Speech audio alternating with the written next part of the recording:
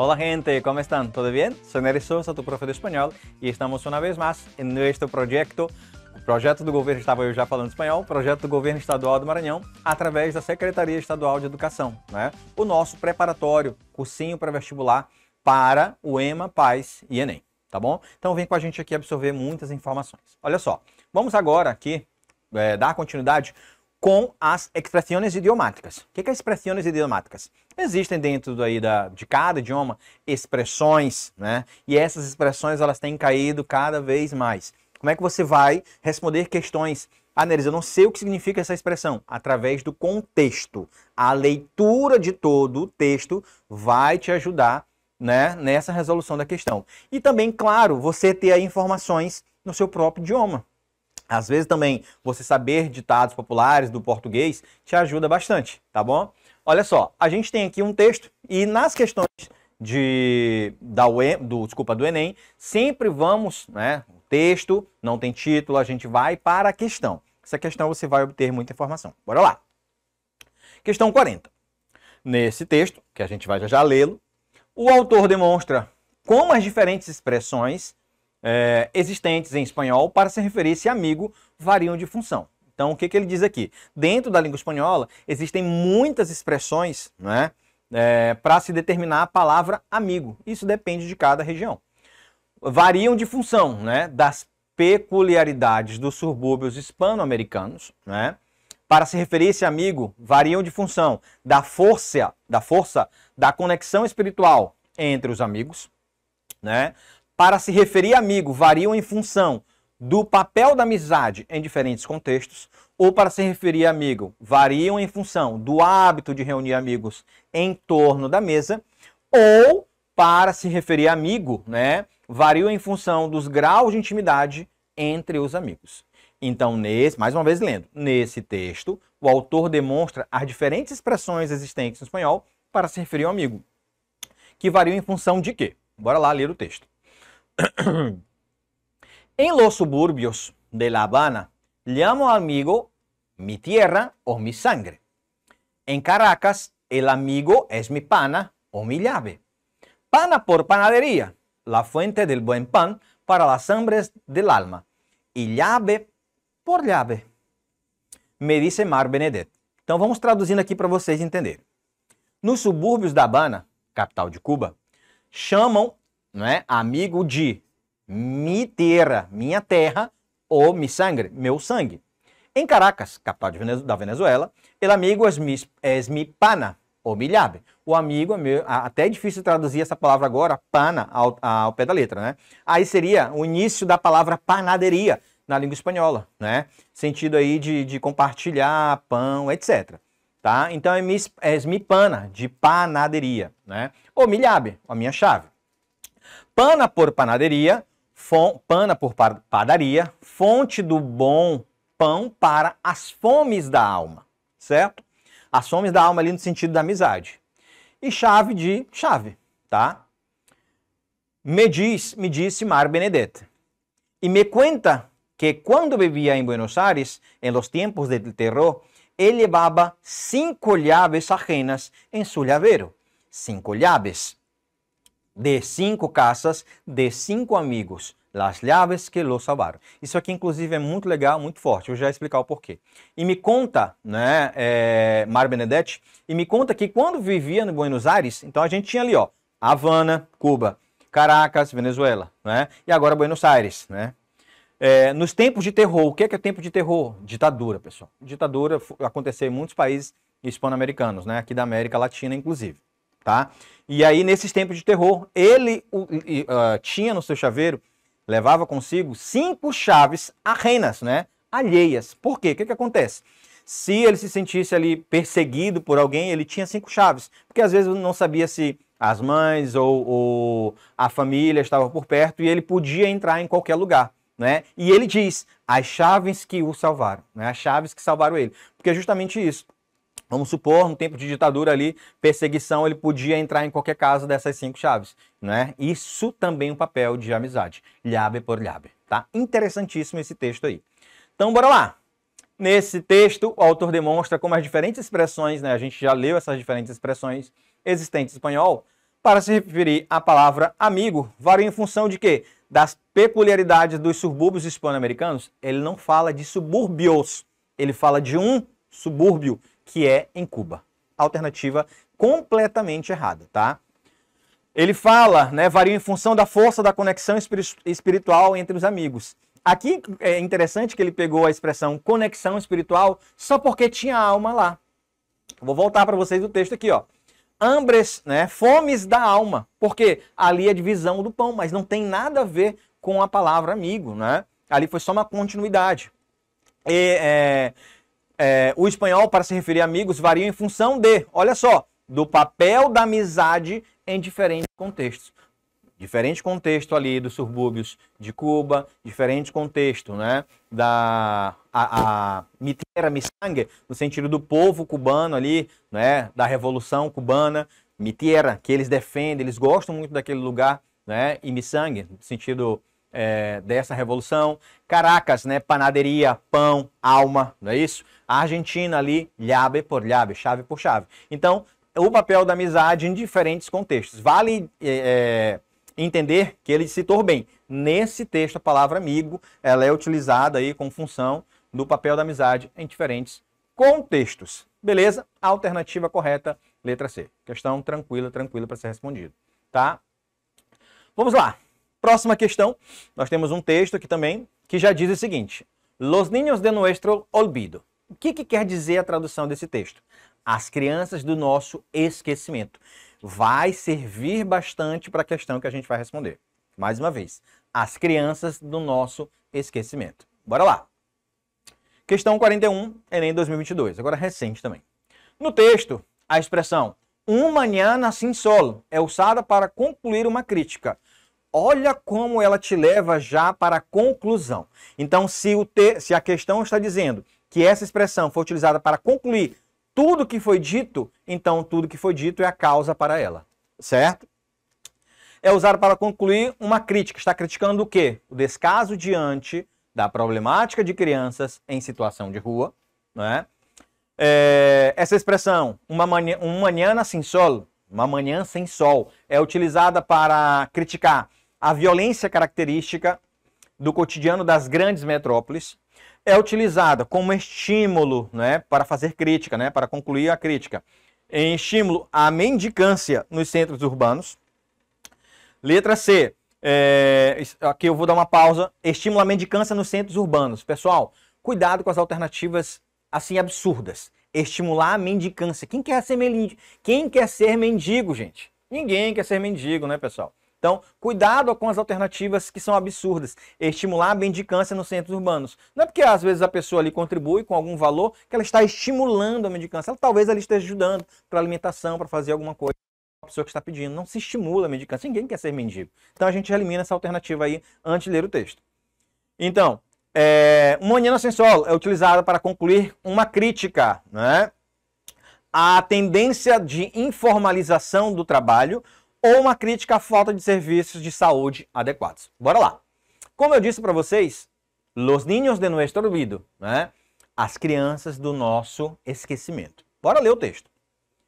Escribo sobre um destino que apenas puedo tocar. En tanto un niño se inventa com pegamento um hogar. Mientras busco, já traduzo já para vocês, tá? Aguenta aí. Mientras traduzco as palavras para hacer esta canción, un niño esquiva las balas que buscan su corazón. Acucarrado en mi calle duerme un niño y la piedad arma lejos un pesebre y juega a la Navidad. Arma lejos un pesebre y juega a la Navidad. Y juega a la Navidad. Y juega, y juega, y juega. La niñez de nuestro olvido pide limosna en un bar y lava tu parabrisas por un peso, por un pan. Si las flores del futuro crecen con tanto dolor, seguramente um mañana será um mañana sin sol, tá? Então, vamos traduzir aqui tudo para vocês. Observaram que isso aqui é uma canção, uma música, tá? Dá para rimar ali aqui, certo? Então, vamos entender agora com a tradução. Escrevo sobre um destino que eu mal posso tocar, né? Que eu mal posso tocar. Uma criança, enquanto uma criança, né, inventa Ali vou traduzir ao pé da letra, mas eu já vou fazer a rima, tá? Inventa um lar com cola. Vamos colocar agora dentro da rima. Escrevo um destino que eu mal posso tocar, enquanto uma criança inventa com uma cola o lar, tá? Ou seja, ela tá brincando ali de produzir uma casa, né, gente? Aí já em português, né? Enquanto eu busco as palavras para fazer esta canção, uma criança desvia de balas que procuram seu coração. Olha só. Enrolado na minha rua, dorme uma criança e a piedade monta distante como é que chama? Um presépio e brinca de Natal. Monta distante um presépio e brinca de Natal. E brinca de Natal. E brinca, e brinca, e brinca. Aqui, La Niñez. A infância do nosso esquecimento, e aí o título da música, o nome da música, a infância de nosso esquecimento, pede esmola em um bar e lava o teu para-brisas por um peso, né? Aqui no sentido pesos, por quê? Porque se a gente olhar aqui, né, a fonte da questão, Mercedes Sosa, Sosa M, né, Mercedes Sosa, Coração Livre, Argentina, peso argentino, tá? Então, vamos trazer aqui para nossa moeda, lava o teu para-brisa por R$1, por um pão. Se as flores do futuro crescem com tanta dor, certamente amanhã será uma manhã sem sol.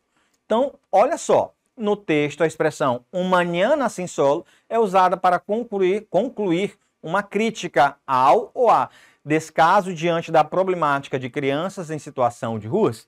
Sim, não é, pessoal? Essa é a alternativa correta. E ele diz, né? Como é que diz aqui no título? Los niños de nuestro olvido. As crianças do nosso esquecimento. Então, descaso, né? A gente esquece as crianças ali em situação de rua, diante de uma problemática, né? De crianças em situação de rua. Olha só a letra B. Violência característica do cotidiano das grandes metrópoles. Ele não fala de grandes metrópoles, né? Ele fala que isso pode estar em qualquer lugar, né? Não somente nas grandes metrópoles. Estímulo à mendicância, já falamos sobre isso. Tendência à informalização do trabalho. Pessoal, as pessoas não estão trabalhando, elas estão pedindo algo para sobreviver, né, para se alimentar, etc. Ali os moradores de rua. E a falta de serviços de saúde adequado.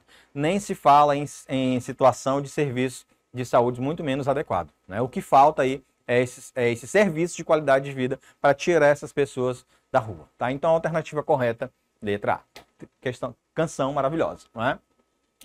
Bora lá. Vamos então para a questão número 42, que diz o seguinte, né? Questão do Enem, sempre vamos ler as questões primeiro. No âmbito literário, são mobilizados diferentes recursos que visam a expressividade. Então, expressividade, tá? No texto, a analogia estabelecida pela expressão como las aguas a una piedra tem a função de, letra A, enfatização do tempo sobre a personagem. Letra B, descreve a objetificação do ambiente, o objeto, tornar um ambiente como se fosse um objeto. Expor a anacronia do personagem, né, no sentido anacronia, questão do tempo, né, fora do tempo. Caracterizar o espaço do conto ou narrar a perenidade da velhice. Ou seja, o que é perenidade? É todo o tempo também ali no sentido da velhice, tá? Então, olha só a expressão, como las aguas a una piedra. Eu espero que quando eu tenha lido isso para vocês, né, vocês tenham pensado no português, né? Nós temos um ditado no português, água mole em pedra dura, tanto bate até que fura. O que quer dizer essa água ali? Ela vai pingando ali na pedra e vai moldando a pedra, né? Ou rachando a pedra, fazendo buraco nela, vai moldando ela. Então, se essa água bater várias vezes naquela pedra, ela vai moldar, não é isso? Então, aqui a expressão como las aguas são na piedra tem a função de quê? Vamos ler o texto. En el suelo, apoyado en el mostrador, se acucurraba inmóvil como una cosa, un hombre muy viejo. Los muchos años o habían reducido y pulido como las aguas a una piedra, o las generaciones de los hombres a una sentencia. Era oscuro, chico y reseco, y estaba como fuera del tiempo en una eternidad. Então, traduzindo isso para vocês, aqui só para lembrar, a fonte, né? Luiz Borges, aí, Artifícios, Madrid, Aliança, CIEN, 1995. Então, no chão, né, no suelo, apoiado na vitrine, certo? Sem acucraga, se abaixava, né, imóvel como uma coisa. Um homem muito velho, tá? Os muitos anos, aqui deveria ter um lo, é só um errinho, mas tudo bem. Lo haviam reduzido, ou seja, haviam deixado ele um pouco menor, né, e polido, aí ele utiliza a expressão, como las águas na pedra, né? Como as águas da pedra, que eu vou traduzir ao pé da letra. Ou as gerações dos homens a uma sentença. Era escuro, pequeno e ressecado. E estava como fora do tempo em uma eternidade, ou seja, por muito tempo. Aí a gente tem ali a expressão perenidade, né? Por muito tempo ali na velhice. Como a alternativa letra E, aqui é só para explicar para vocês a perenidade. Então, aqui, no âmbito literário, são mobilizados diferentes recursos que visam a expressividade. No texto, a analogia estabelecida pela expressão como las águas são na pedra tem a função de, a gente já vai aqui direto para a letra A, enfatizar a ação do tempo sobre a personagem. Era um senhor que já vivia há muito tempo, né? Que esse tempo foi moldando ele. Era pequeno ali, foi abaixando, né? A gente lembra dos senhores, dos velhinhos. O tempo vai deixando eles menores, ressecados, né? Então, a ação do tempo sobre a personagem, né? Como las águas são na pedra, ali, como eu falei ainda há pouco, né? Pedra mole, água mole, pedra... Como é que é o ditado agora? Esqueci. Água mole em pedra dura, tanto baixa até que fura. Lembrei. Então, olha só. Alternativa letra A. Tá? Enfatizar a ação do tempo sobre a personagem. Beleza? Pois bem. Vamos aqui. Lecciones de la sociedad de consumo. Lições da sociedade de consumo. Vamos lá para o que está sendo pedido na questão. Aqui uma questão sobre, né, da UEMA e do PAIS. Sueños de plástico. La expresión que explica esa metáfora empleada por Eduardo Galeano para hablar de la sociedad de consumo es, está dizendo aqui, sonhos de plástico. A expressão que explica essa metáfora empregada por Eduardo Galeano para falar da sociedade de consumo é. Então aqui, obviamente, ele vai fazer uma crítica, né, à sociedade que é muito consumista. Letra A. E se algumas atrapam, se algumas atrapalham, agarram. Condenados à sede, condenados à sede. Essas maravilhas se alejam, essas maravilhas se afastam. Lançando-se ao assalto, lançando-se ao assalto.